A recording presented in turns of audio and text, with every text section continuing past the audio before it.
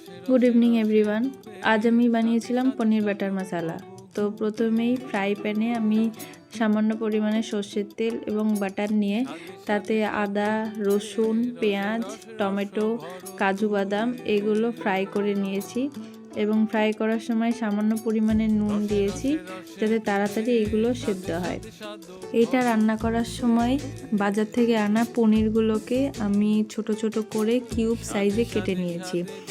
এরপর সব কিছু ভালো মতো সেদ্ধ হয়ে যাওয়ার পর সেইগুলোকে নামিয়ে নিয়ে মিক্সিতে একটা থিক পেস্ট আমি বানিয়ে নিলাম।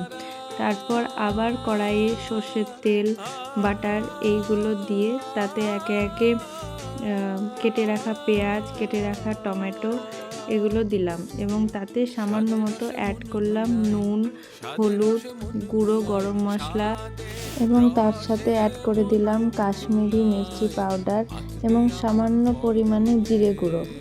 এইগুলোকে অ্যাড করার পর ভালো করে আমি নেড়ে নিলাম। ঠিক এরপরেই আমাদের যে রেডি করে রাখা থিক পেস্টটা রয়েছে সেটা এর মধ্যে আমি অ্যাড করে দেব।